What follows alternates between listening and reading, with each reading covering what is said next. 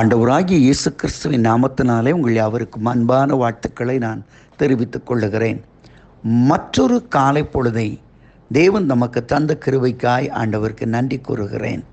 இன்றைக்கு நான் உங்களோடு சொல்லப்போகின்ற கர்த்தருடைய வார்த்தை மத்தேயு எழுதின சுவிசேஷம் 6ஆம் அதிகாரம் 34ஆம் வசனத்தை முன்வைக்கிறேன். வேத வசனம் சொல்கிறது, நாளைக்காக கவலைப்படாதிருங்கள், நாளைக்காக கவலைப்படாதிருங்கள்.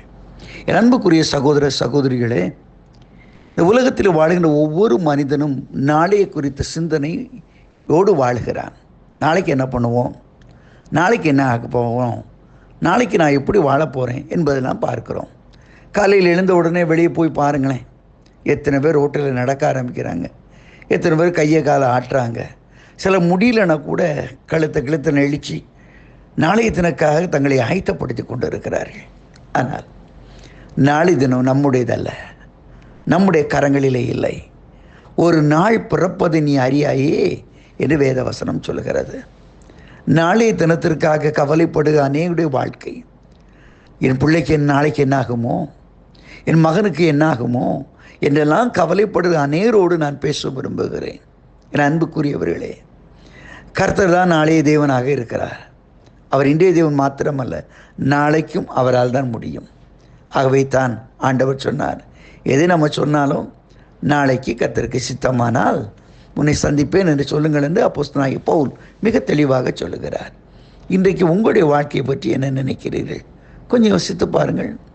ஒரு தடவை எகிப்தின் அதிபதி இப்படி அவர் சொல்லி கொண்டிருந்தார். எகிப்துக்கும் இஸ்ரேலுக்கும் யுத்தம் நடந்து கொண்டிருக்கும் பொழுது டிவியிலே அவன் பேசி கொண்டிருந்தார். என்ன சொன்னான், நாளை காலையிலே என்னுடைய பிரேக்ஃபாஸ்ட் வந்து டெல் அலீவில் தான் இருக்கும், இஸ்ரேலின் தலைநகரில் தான் இருக்கும். நான் அங்கே உட்கார்ந்து பிரேக்ஃபாஸ்ட் சாப்பிட போகிறேன் என்று சொன்னான். அப்படி பேசி கொண்டிருக்கும் பொழுதே ஒரு துர்ச்செய்தி அவனுக்கு வந்தது. அங்கே கைரோவில் உள்ள விமான தளங்கள் எல்லாம் தூள் தூளாக எல்லாம் சுக்குநூறாக மாற்றப்பட்டது. அந்த நகரம் முழுவதும், கைரோ முழுவதும் பல இடங்களிலே இஸ்ரேலுடைய தீவிரமான தாக்குதலினாலே சீர்குலைந்தது. அவரும் ஓட்டமாய் பாதியிலே டிவி நிகழ்ச்சி முடித்துவிட்டு ஓட்டமாய் பதுங்கு குழிக்குள்ளே போனார். இதுதான் வாழ்க்கை. நாளைய தினம் நீ கவலைப்படுகிறாயா? இன்றைக்கு ஆண்டோடைய சமூகத்தில் ஒப்புக்கொடு. நாளைய தினம் ஆண்டோடைய கரங்களில் இருக்கிறது. தாவீது சொல்கிறான் அல்லவா, என் காலங்கள் உம்முடைய கரங்களில் அல்லவோ இருக்கிறது, கவலைப்படாதீர்கள். நாளைய தினம் கர்த்தர் பார்த்து கொள்வார். உங்களுக்குரிய காரியங்கள், உங்கள் பிள்ளைகளுக்குள்ள காரியங்கள், உங்கள் பேர குழந்தைகளுக்குள்ள காரியங்கள் எல்லாவற்றையும் கர்த்தர் பார்த்து கொள்வார். என்றால் நீங்கள் தேவனுடையவர்கள். தேவனுக்கு சித்தமானால் நாளைய தினத்தில் ஒரு சந்தோஷத்தை நீங்கள் காண்பீர்கள், மனமகிழ்ச்சி காண்பீர்கள்.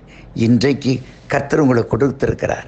இந்த நாளுக்காக இன்றைய நாள் கர்த்தர் தந்திட்டாரே, களி கூறுவேன், மகிழ்வேன் என்று ஆண்டவரை துதித்து அவருக்குள் பரவசமடையுங்கள். கர்த்தர் மெய்யாகவே நாளை தினத்தை உங்களுக்கு ஆசீர்வாதமாய் மாற்றிக் கொடுப்பார். ஆமேன், ஆமேன்.